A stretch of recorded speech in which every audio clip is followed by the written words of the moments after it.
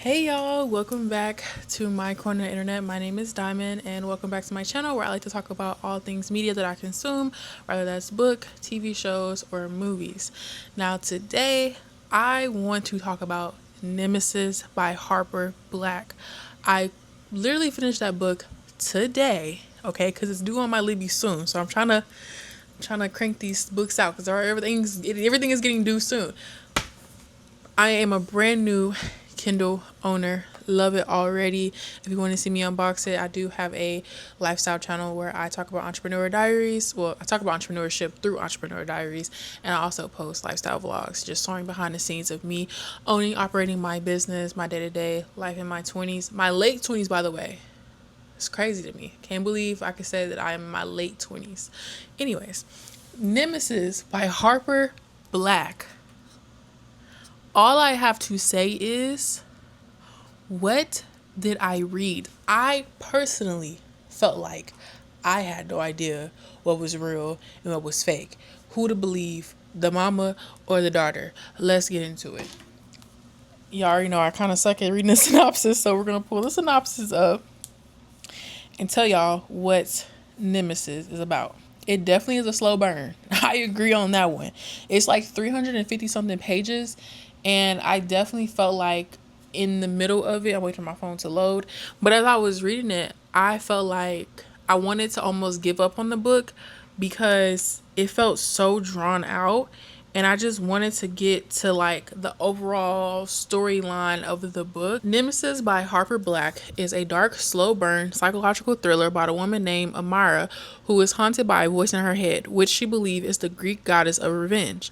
Nemesis pushing her to uncover a dark family secret involving her mother Paige and a past betrayal. The novel explores streams of generational lies, unreliable narration, and the blurred line between madness and prophecy, featuring an all-black cast and elements of ancient mythology. It's recommended for fans of unreliable narrators and twisty, mind-bending stories. This makes so much sense. I've never read a book where the narrator is unreliable. And that's so crazy because I was just talking to somebody and they were telling me about that new book called, it's like Yesteryear or something like that. And that is a book and the narrator is unreliable. Now that I just read that, that makes so much sense. I've never read a book where I could not trust the narrator. Wow. But I would say the book wasn't even in first point of view. So it was, I feel like some points, because it was such a slow burn, I would have rather liked for it to be in some like first point of view. I don't know if that makes sense. Like, because it was hard to connect to the story because it just felt like it was going on and on. In every chapter, I was trying to figure out which character we technically was reading about. Okay? Y'all, that book took me through it. Like, I'm sitting here reflecting, and I've been reflecting on it since I finished it. And this is what I read majority of today. And it's like, okay, you're following Amara. I hope that's how you say her name. And she is, what she believes is unrevealing this deep, dark secret of who her mama really is. So she starts hearing this voice in her head, Sophia. And she comes across this picture of her mom in college with her friends. But you know what? The more I think about it, I'm like, I know we was reading Sophia's chapters because there were chapters that was just Sophia's chapters. And you were seeing the backstory of what happened in college between the main character mom and her friends. The main character mom name is Paige. Her friend was named Dina, and there was a boy named Preston, and there was a boy named Byron, and there was a boy named Justin. Dina and Paige were best friends. Preston was Dina's boyfriend. Paige was allegedly, we don't know if this is true or not, I don't know. Allegedly, she was like sleeping with her best friend's boyfriend behind her back. Paige, ends up getting pregnant by Preston. But I could tell you some points I had already predicted, and I had put in my notes because I didn't want to forget, y'all. I'm gonna get better at this. I didn't want to forget, and I wanted to be able to come to y'all and tell y'all like truly me reading this how I was feeling. So I had wrote down earlier at 11:57 a.m. I said I already peeped. That's what to say peeped. I already peeped Paige and Preston had something going on, and I say that because when they were eating lunch together, Paige was like, oh, Preston had made a comment about who she was texting, and she was like, oh, I'm texting this new guy, wop wop wop. And it was almost like as if Preston felt some type of way about it. And I was like, are they like doing something together? That was correct. Okay. That was right. I peeped that. I was correct about that one. Okay. And so the whole storyline for Dina, which was the best friend, was that her dad was supposed to go in for a routine knee surgery. The nurse messed up, or the doctor messed up, and he had suffered a blood clot. They ended up putting like air in his veins and something like that. Don't quote me medical wise. I don't. So she had a lawsuit settlement, millions of dollars. Okay. And I predicted that, okay, as I'm reading the story, I'm like, oh, they're gonna take this money from Dana. Like, they're gonna set her up some way or steal the money. Whoopty whoop whoop. I was correct about that. Okay. But along the way, you're going back and forth between the past and the present. And Paige is now this super successful woman, but Amara feels like her mom is shady. She never talks about her past. She never says like who her dad is, X, Y, and Z. Paige ends up hooking up with this young guy. Mind you, Amara is this rich. She comes from a rich family. Her mom makes a good amount of money. But for some reason, she wants to not be under her mom's wing. So she got connected. She started telling this story that she was like not the rich girl that she is. And she was connected through her friend Jackie with these two other dudes where they would rob rich people. And she got a thrill out of it. A good thrill, right? So Paige starts sleeping with the guy that Amara liked. Didn't know at all. Now that shocked me. Okay, I wish I was recording when I was reading, because I'm reading and I'm like, I know you fucking lying. When I read and she seen Smoke or Darius come out of her house, I said, the mama is sleeping with the guy that you liked, the guy that you just confessed that you have feelings for, and he turned you down and said, I got a little something I kind of like. The mama. Oh my gosh. But as you're reading it, it's like unreliable narrator. That is so crazy. I don't know if I like that storyline, because what do you mean I can't trust the person I'm reading? What do you mean? So there were some things I predicted and some things that I did not predict, okay? And you're reading along and like you are kind of believing the Amaya's story. You're like, oh my gosh, okay. Her storyline is making sense. Like, mama pregnant by her best friend's boyfriend. They ain't got no money. They want to run off. But Dana, her dad was into mythology, and her dad believed like there was this god, Sophia, that was all knowledgeable and all truthful. So Sophia knew that her best friend and her boyfriend were sleeping together and that there was a baby in X, Y, and Z. Now, Amara said that the voice told her that Dina was unalived by her boyfriend. But then when you read Sophia's point of like her chapter, that is what we read, right? That's the part that was confusing me, is the fact that I'm like, I read Sophia's chapter. So in the chapter, you're reading like, okay, Dana, she's talking about how she feels all powerful, all knowledgeable. She knows everything that's going on.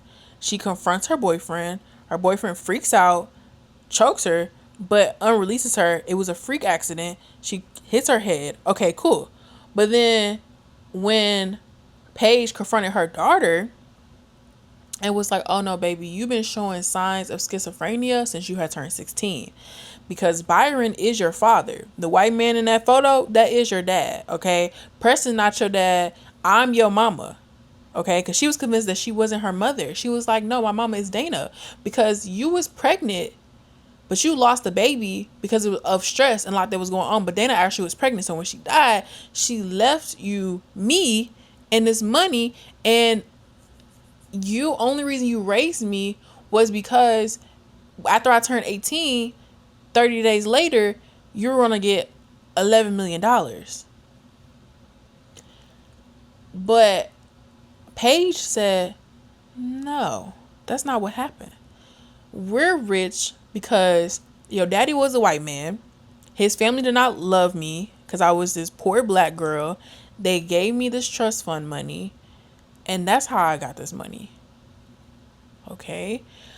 And then Amira was like, well, no, I went to visit Byron at the mental hospital.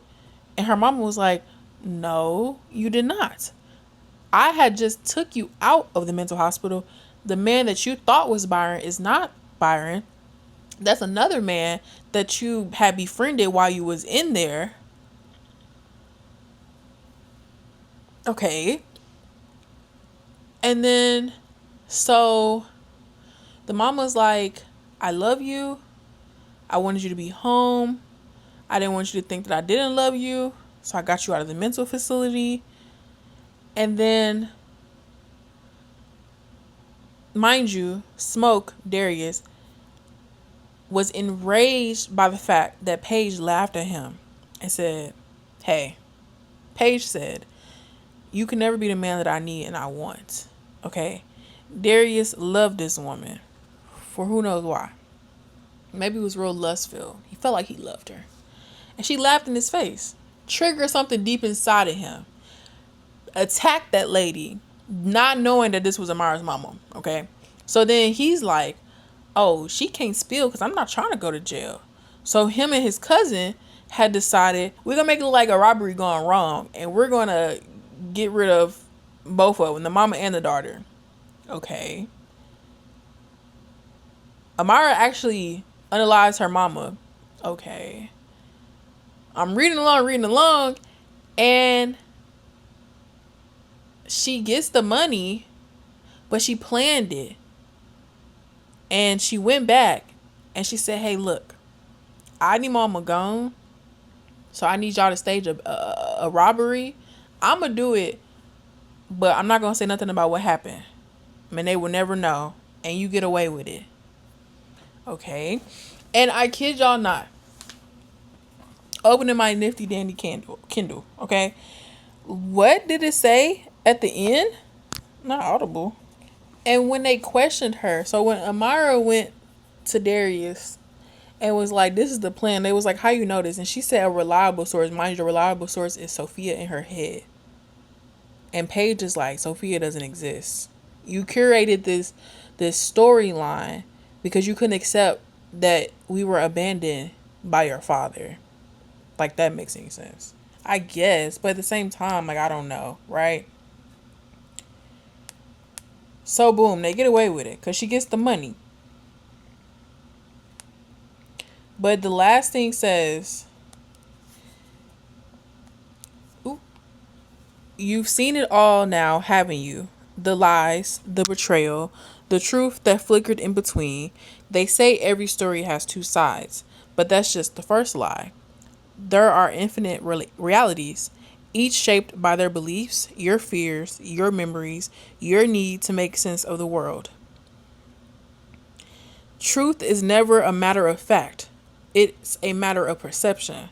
The question is not which version is true, only which one you choose. And I swiped again. Let's just say acknowledgements. I said, hold on. So 370 odd pages And you're going to sit here and tell me, which I mean, honestly, facts. Now that I read that out loud, you're right. The truth, a lot of the times, like, they always say there's two sides to the story, and then there's somewhere in the middle is the truth. And then how people view things is based off their own perception of life, their own struggles, their own thing, like how people view stories, retell stories, all those things. Like, you could blow something up out of proportion. Other person could just be not tripping about it. They could just be like, oh, okay, I didn't even think it was that serious. So then I'm like, okay, so then what? I just feel like that was just like that just ended. I don't like that. I didn't like that at all, actually. I feel like I wanted to read it and finish it off because I wanted to know what was going to happen, but I guess we don't really know what happened, except for the fact that Amara really did unalive her mama, but did she do it for the right reasons? Like, or because even when Paige confronted her and she was like, you've been showing signs of schizophrenia. I had you in the mental facility because I was afraid that you were going to hurt me or hurt yourself.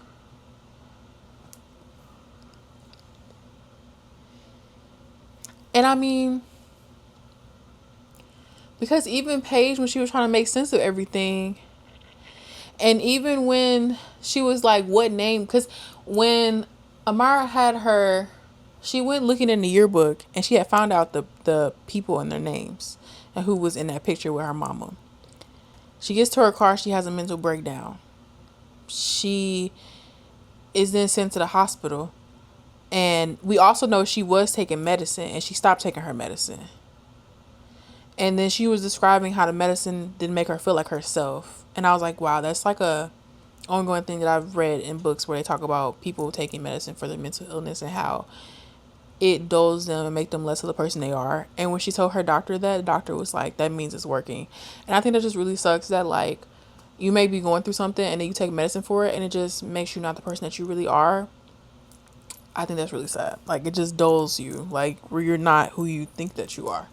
But when she confronted her mom, it was like, well, I seen Byron in the mental hospital. Like, Sophia also took over his mind too. And she was like, what name did you see on the clipboard? And she was convinced that she had seen that man's name. And the mama was like, what name did you see? Or did you see your own name? And then even in Amara's brain, she was like, wait, did I see my own name?